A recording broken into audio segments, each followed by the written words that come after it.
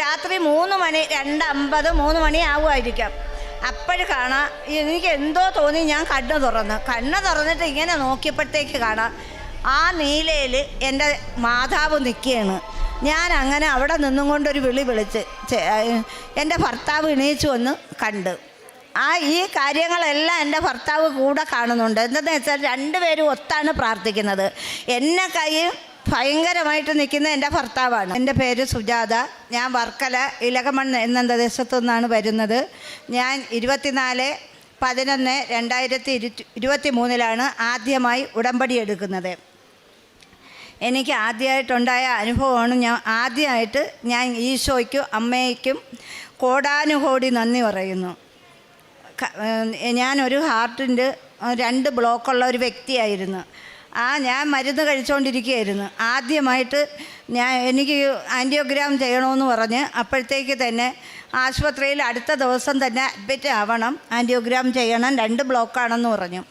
അങ്ങനെയാണ് ഞങ്ങളിവിടെ വന്ന് അച്ഛനെ കൊണ്ട് എൻ്റെ തലയെ തൊടിയിച്ച് അച്ഛൻ കുരിശ് വെച്ച് തലയിൽ വെച്ച് പ്രാർത്ഥിക്കുകയും സൈത്ത് വെച്ച് തൊടാൻ തരുകയും ഞാൻ നെഞ്ചിൽ തൊടുകയും ചെയ്തതിന് ശേഷം അടുത്ത ദിവസം തന്നെ ഞാൻ ആശുപത്രിയിൽ പോവുകയും എക്കോ എടുക്കുകയും ECG എടുക്കുകയും TMT ടെസ്റ്റ് നടത്തുകയും ചെയ്തു.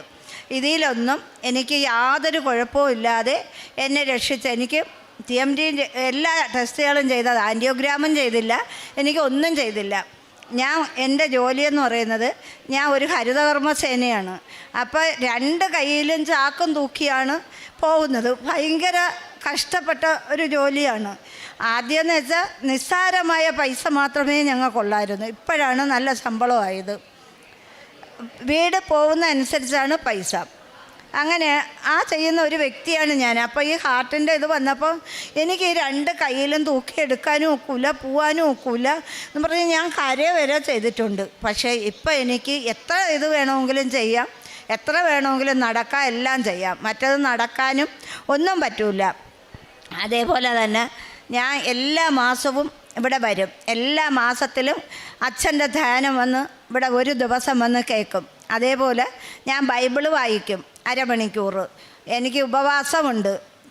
ഉപവാസം എന്ന് വെച്ചാൽ എല്ലാ ശനിയാഴ്ചയും ഞാൻ ഉപവാസം എടുക്കും. ഉപവാസം വെറുതെ എടുക്കുന്നതല്ല, കാലത്തൊരു ചായ മാത്രമേ കുടിക്കാറുള്ളൂ. അല്ല എനിക്ക് ശരീരം തളർന്ന് വീഴുന്നെങ്കിൽ കുഴയും എന്ന് കണ്ടാൽ മാത്രം ഒരു പഴവും എന്തെങ്കിലും 9 മണിക്കകത്ത് കഴിച്ചിരിക്കും. പിന്നെ ഞാൻ ഭക്ഷണം കഴിക്കുന്നത് രാത്രി 9 മണിക്കാണ്.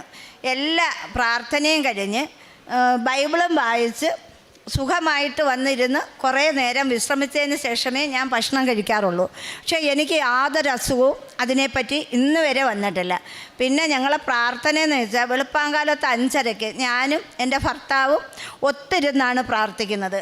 വൈകുന്നേരത്തും അത് തന്നെ, രാവിലെ അത് തന്നെ, ഒത്താണ് 2 പേരും പ്രാർത്ഥിക്കുന്നത്. അങ്ങനെ ഞങ്ങൾ 2 പേരും കൂടെയാണ് പ്രാർത്ഥിക്കുന്നത്. അത് ഒരു ദിവസവും 1 മിനിറ്റ് താമസിച്ചാൽ എന്നെ വഴക്ക് പറയും. അതനുസരിച്ച് എന്നെ വിളിച്ചുണർത്തിയാണ് ഞങ്ങൾ 2 പേരും പ്രാർത്ഥിക്കുന്നത്. പിന്നെയെന്ന് വെച്ചാൽ ഞങ്ങൾ ഈ ഉപവാസത്തിൻ്റെ അന്ന് പ്രാർത്ഥിച്ചുകൊണ്ടിരിക്കുമ്പോൾ നിങ്ങളെല്ലാവരും അറിയേണ്ടതാണ്, മാതാവിൻ്റെ നീലത്തിരിയിൽ പ്രത്യക്ഷപ്പെട്ടിട്ട് 2 മാതാവായിരുന്നു. അത് ആ നീലത്തിരിയിൽ പ്രത്യക്ഷപ്പെട്ട് കറങ്ങുന്ന കണ്ടുകൊണ്ട് എൻ്റെ ചേട്ടനും കണ്ടിട്ട് ചേട്ടൻ പറഞ്ഞു, യോ അമ്മ പ്രത്യക്ഷപ്പെട്ടത് 2 തിരിയിൽ, ഈ നീലത്തിരിയിൽ ഇങ്ങനെ 2 സ്ഥലത്തായിട്ട് കറങ്ങുന്നത് എന്താന്ന് പറഞ്ഞു. അങ്ങനെ പറഞ്ഞിട്ടൊന്നും അത് നിൽക്കുന്നില്ല, കറങ്ങിക്കൊണ്ടിരിക്കുകയാണ്, ഞങ്ങളെ കാണിച്ചുകൊണ്ടിരിക്കുകയാണ്. അങ്ങനെ എൻ്റെ ഫ്രണ്ട് ശ്രീലേഖ എന്ന് പറയുന്ന ഇവിടെ വരുന്നതാണ്, ഉടമ്പടി എടുത്തതാണ്. എൻ്റെ വീട്ടിന് ഒരു 3-4 വീട്ടിൻ്റെ അപ്പുറത്താണ്. ഞാൻ അങ്ങനെ അവളെ വിളിച്ചിട്ട് പറഞ്ഞു, നിനക്ക് അമ്മയെ കാണണമെങ്കിൽ നീ ഓടി വാ, എൻ്റെ ഫ്രണ്ട് ഡോറ് ചാരിയിട്ടേ ഉള്ളൂ, നീ കയറി വാന്ന് പറഞ്ഞു. അങ്ങനെ ഇവൾ കയറി വന്ന് നോക്കിയപ്പോഴത്തേക്ക് 2 അമ്മമാരും ആ തിരിയിൽ കിടന്ന് കറങ്ങുകയാണ്. നമ്മൾ പറഞ്ഞാൽ അത് വിശ്വസിക്കാൻ പറ്റത്തില്ല. അങ്ങനെ അവൾ അതിൻ്റെ മുമ്പ് മുട്ടുകുത്തി കരഞ്ഞ് അവൾ പ്രാർത്ഥിച്ച്.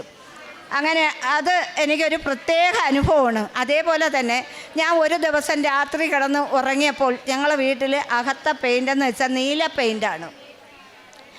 ആ നീല പെയിൻറ്റിൽ രാത്രി 3 മണി 2:50 3 മണി ആവുമായിരിക്കാം. അപ്പോൾ കാണാം എനിക്ക് എന്തോ തോന്നി. ഞാൻ കണ്ണ് തുറന്നിട്ട് ഇങ്ങനെ നോക്കിയപ്പോഴത്തേക്ക് കാണാം ആ നീലയിൽ എൻ്റെ മാതാവ് നിൽക്കുകയാണ്. ഞാൻ അങ്ങനെ അവിടെ നിന്നും കൊണ്ടൊരു വിളി വിളിച്ച് എൻ്റെ ഭർത്താവ് എണീച്ചു വന്ന് കണ്ട്. ഈ കാര്യങ്ങളെല്ലാം എൻ്റെ ഭർത്താവ് കൂടെ കാണുന്നുണ്ട്. എന്താണെന്ന് വെച്ചാൽ രണ്ടുപേരും ഒത്താണ് പ്രാർത്ഥിക്കുന്നത്. എന്നെ കൈ ഭയങ്കരമായിട്ട് നിൽക്കുന്ന എൻ്റെ ഭർത്താവാണ്. പ്രാർത്ഥനയായാലും എന്ത് കാര്യത്തിലായാലും. പിന്നെ അവർക്ക് കാലിന് നല്ല ഇതില്ലാത്തത് കൊണ്ടാണ്. എന്നാലും ഇവിടെ വരും, എല്ലാ മാസവും ഇവിടെ വരും. ഇവിടെ വന്ന് അച്ഛൻ്റെ ധ്യാനവും കേട്ട് തന്നെ പോണത്. അതേപോലെ തന്നെ ഡെയിലി ഞങ്ങൾ ഈ ഡെയിലി ബ്രെഡ് കൂടുന്നതല്ലാതെ എല്ലാ ആഴ്ചയിലും ഇവിടെ വരാൻ പറ്റത്തില്ല. അതിനുള്ള സാമ്പത്തികം നമുക്കില്ല. ഞങ്ങൾ അച്ഛൻ്റെ ധ്യാനം വീട്ടിലിരുന്ന് ഒരു ദിവസം കേൾക്കും. അതേപോലെ ഈ ഡെയിലി ബ്രെഡ് കേട്ടതിന് ശേഷം ഞാൻ ഫോൺ കൊണ്ടുവന്ന് എൻ്റെ അടുക്കളയിൽ വെച്ച്, ഞാൻ ജോലി ചെയ്യുന്നതിൻ്റെ അടുത്ത് ഫോൺ ഓൺ ചെയ്ത് വെച്ചാണ് ഈ സാക്ഷ്യങ്ങൾ കേൾക്കുന്നതും അച്ഛൻ ഇത് പ്രാർത്ഥിക്കാൻ തുടങ്ങുന്നതും എല്ലാം അതിലാണ് കാണുന്നത്. ഞാൻ ജോലിക്ക് പോകുന്നവരെ എൻ്റെ ഫോൺ ഓണാക്കി തന്നെയാണ് വെച്ചേക്കുന്നത്. എന്നും അങ്ങനെ തന്നെയാണ് ഞാൻ ചെയ്യുന്നത്. പ്രേക്ഷിത പ്രവർത്തനമെന്ന് വെച്ചാൽ ഞങ്ങൾ ആശുപത്രി മെഡിക്കൽ കോളേജിൽ ഞങ്ങൾ 3 പേര് കൂടിയാണ് ചോറ് കൊണ്ട് കൊടുത്തത്. എന്ന് വെച്ചാൽ ഒറ്റയ്ക്ക് കൊണ്ടുപോയി നമുക്ക് കൊടുക്കാൻ പറ്റത്തില്ല. ഞങ്ങൾ 3 പേരും 30 പൊതി വീതം വച്ച് കാറിൽ കൊണ്ടുപോയി ഒരു വണ്ടി വിളിച്ചാണ് കൊണ്ടുപോകുന്നത്. കൊണ്ടുപോയി പാരിപ്പള്ളി പാമ്പ്രം മെഡിക്കൽ കോളേജിലാണ് കൊടുക്കുന്നത്. അത് 90 പൊതി കൊണ്ട് ചെന്നാലും 200 പൊതി കൊണ്ട് ചെന്നാലും ആ ഹോസ്പിറ്റലിൽ തികയത്തില്ല. അവസാനം ഞങ്ങൾക്കതൊരു സങ്കടമായി. എല്ലാവരും വന്ന് നമ്മളെ തോളിലടിക്കും കൊടുക്കാതിരിക്കുമ്പോഴത്തേക്ക്. നമുക്ക് ഈ കൊണ്ടുപോകുന്നതല്ലേ കൊടുക്കാൻ പറ്റൂ. അങ്ങനെ 2-3 തവണ ഞങ്ങളിങ്ങനെ കൊണ്ടുപോയപ്പോഴത്തേക്ക് അവസാനം ഞങ്ങൾ ഓരോരുത്തർക്കും 100 രൂപ വീതം ഞങ്ങളെ കയ്യിലുള്ള പൈസ കൊണ്ടുപോയി ചോറ് വാങ്ങിച്ച് തിന്നെന്നും പറഞ്ഞ് ഈ തികയാതെ വന്നവർക്ക് ഞങ്ങൾ കൊടുത്തു. അതിനുശേഷം ഞങ്ങൾ മെഡിക്കൽ കോളേജിലല്ല കൊണ്ടുപോകുന്നത്, അനാഥാലയത്തിലാണ്. അനാഥാലയത്തിൽ കൊടുത്തുകൊണ്ടിരുന്നപ്പം അവർ 25 പേരുണ്ടെങ്കിൽ അവർ പറയും 40 പേരുണ്ടെന്ന്. അപ്പം നമ്മളെ കൊണ്ട് പറ്റത്തില്ല, അവർക്ക് പൈസ കൊടുക്കുക. അവർ പറയുന്ന എമൗണ്ട് കൂടുതലാണ്. ഞങ്ങൾ 3 പേര് കൂടിയാണ് ചെയ്യുന്നത്. അങ്ങനെ ആയപ്പോഴത്തേക്ക് പിന്നെ ഞങ്ങൾ ഉച്ചയ്ക്ക് ശേഷം 3 മണിയാകുമ്പോൾ അനാഥാലയത്തിൽ പോകും. ചെന്ന് അവർക്കെല്ലാവർക്കും തൈലം തൊട്ട് പ്രാർത്ഥിച്ച് കൊടുത്തതിന് ശേഷം ബ്രെഡ്, പാല്, പഴം ഇതെല്ലാം വാങ്ങി വൈകുന്നേരത്ത് അവർക്കുള്ള ഭക്ഷണം ഞങ്ങൾ കൊണ്ടു കൊടുക്കും. ഞങ്ങൾ 3 പേരാണ് കൊണ്ടു കൊടുക്കുന്നത്. ചിലപ്പോൾ 2 പേര് കൂടിയായിരിക്കും. ഷെയർ ഇട്ട് പൈസ ഇട്ടാണ് എടുക്കുന്നത്, ഒറ്റയ്ക്കല്ല. ഒറ്റയ്ക്ക് കൊടുക്കാനുള്ള സാമ്പത്തികം എനിക്കില്ല. അതായാൽ ഞാൻ ഒറ്റയ്ക്ക് കൊടുക്കും. അത് എനിക്ക് കൊടുക്കണമെന്ന് ആഗ്രഹമുണ്ട്. അതേപോലെ തന്നെ പത്രം ഞാൻ കൊടുക്കുന്നത് എങ്ങനെയെന്ന് വെച്ചാൽ തൈലം തൊട്ട് വൈകിട്ട് പ്രാർത്ഥിക്കുന്ന സമയത്ത് ആ പത്രം കൊണ്ടുവച്ച് മൊത്തം പത്രവും പ്രാർത്ഥിച്ചാണ് ഞാൻ കൊണ്ടുപോയി കൊടുക്കുന്നത്. അതും പാമ്പ്രം മെഡിക്കൽ കോളേജിലാണ് കൊടുക്കുന്നത്. കൊടുത്തിട്ട് എല്ലാവരുടെ അടുത്തും പറയും, നിങ്ങൾ കൃപാസനത്തിൽ പോവുക, നിങ്ങൾക്ക് എന്ത് കാര്യം ഉണ്ടെങ്കിലും അമ്മ സാധിച്ചു തരുമെന്ന് ഞാൻ എല്ലാവരുടെ അടുത്തും പറയുന്നുണ്ട്. ഇത്രയാണ് എനിക്ക് പറയാനുള്ളത്. എൻ്റെ എല്ലാ കാര്യങ്ങളും ഈശോയും അമ്മയുമാണ് നടത്തി തന്നത്. എൻ്റെ കൂടെ എപ്പോഴും ഉണ്ട്. ഞാൻ എവിടെ പോയാലും ഈശോയും അമ്മയും ഇടവും വലവും നിൽക്കണമെന്ന് പറഞ്ഞുകൊണ്ടാണ് ഞാൻ ഇറങ്ങുന്നത്. അങ്ങനെ ഇറങ്ങിയാൽ എനിക്ക് എല്ലാ കാര്യവും സാധിക്കും. എനിക്ക് ഒരു ബുദ്ധിമുട്ടും എൻ്റെ അമ്മ ഇതേവരെ എനിക്ക് ഉണ്ടാക്കി തന്നിട്ടില്ല. ഞാൻ വളരെ ബുദ്ധിമുട്ട് ജീവിച്ച ഒരു വ്യക്തിയാണ്. ഇപ്പോൾ ഈ അമ്മയിൽ ആശ്രയിച്ചതിന് ശേഷം എനിക്ക് ബുദ്ധിമുട്ടേ ഇല്ല.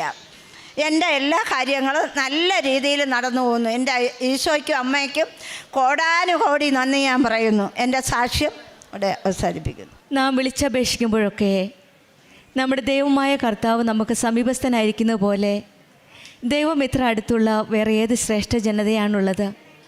നിയമാവർത്തന പുസ്തകം 4-ാം അധ്യായം 7-ാം വചനമാണ്. നാം വിളിച്ചപേക്ഷിക്കുമ്പോഴൊക്കെ നമ്മുടെ ദൈവമായ കർത്താവ് സമീപസ്ഥനായ വേറെ ഏത് ശ്രേഷ്ഠ ജനതയാണുള്ളത്? ഇന്നത്തെ ജീവിതത്തിൻ്റെ കാലഘട്ടത്തിൽ ഉടമ്പടിയിലൂടെയാണ് നമ്മൾ ഒരു ശ്രേഷ്ഠ ജനതയായി മാറുന്നത്. ഈശോയുടെ മമ്മിയുടെ സാന്നിധ്യം അടുത്തറിയുന്ന ആ ശ്രേഷ്ഠ ജനതയായി മാറാൻ സാധിക്കുന്ന ഉടമ്പടിയിലൂടെയാണ്. അങ്ങനെ തന്നെയാണ് ഈ സഹോദരി സുജാതയുടെ ജീവിതത്തിൽ ഈശോയുടെ മമ്മയും ചേർന്ന് നിൽക്കുമ്പോഴാണ് ആ സാന്നിധ്യം മനസ്സിലാക്കാൻ സാധിച്ചത്. കാരുണ്യ പ്രവൃത്തികളാണെങ്കിൽ തന്നെയും സ്വയം ചെയ്യുവാനായിട്ട് കൂട്ടുകാരോട് കൂടെ ചേർന്ന് നിന്ന് അനാഥാലയത്തിൽ പോയി ബ്രെഡും പഴവും എല്ലാം മേടിച്ച് കൊടുത്ത് അവരുടെ കൂടെ സമയം ചെലവഴിച്ച് ഈശോയും മമ്മയെ പറ്റി പറഞ്ഞു കൊടുക്കുന്നതൊക്കെ അവരുടെ ആ തീഷ്ണതയാണ്. ഈശോയുടെ മമ്മയും അടുത്തറിഞ്ഞ നിമിഷം മുതൽ മറ്റുള്ളവർക്ക് വേണ്ടി അറിയാത്തവരെ അറിയിക്കുവാനും അറിഞ്ഞവരെ ആഴപ്പെടുത്തുവാനുമുള്ള ആ തീഷ്ണതയാണ് പ്രേക്ഷിത പ്രവർത്തനത്തിലും കാരുണ്യ പ്രവർത്തനത്തിലുമൊക്കെ നമുക്ക് കാണുവാൻ കാണുവാൻ സാധിക്കുന്നത്. ഈശോയോടും അമ്മയോടും ചേർന്ന് നിൽക്കുമ്പോൾ നാം ഒരു ശ്രേഷ്ഠ ജനതയാവുകയാണ്. ദൈവം സമീപസ്ഥനാവുകയാണ്. ഏത് നിമിഷവും വിളിച്ചപേക്ഷിക്കുമ്പോൾ കേൾക്കുന്ന ഒരു ദൈവം നമ്മുടെ കൂടെയുണ്ട്. ആ ദൈവസാന്നിധ്യം അനുഭവിച്ചറിയാൻ നമുക്ക് സാധിക്കട്ടെ എന്ന് പ്രാർത്ഥിക്കാം. പ്രത്യേകിച്ചും നമ്മൾ ഓരോരുത്തർക്കും പ്രത്യക്ഷീകരണത്തിൻ്റെ സാക്ഷിയാക്കുവാനുള്ള അവസരത്തിനായി നമുക്കും പ്രാർത്ഥിക്കാം. സുജാത മധുസൂദനും കുടുംബത്തിന് ലഭിച്ച എല്ലാ അനുഗ്രഹം, പ്രത്യേകിച്ചും ഈ രോഗസൗഖ്യം സമയ ചുരുക്കത്തിനുള്ളിൽ രോഗസൗഖ്യം നൽകിയ ഈശോയ്ക്കും അമ്മയ്ക്കും നമുക്ക് കരങ്ങളടിച്ച് മഹത്വപ്പെടുത്താം. യേശുവേ നന്ദി.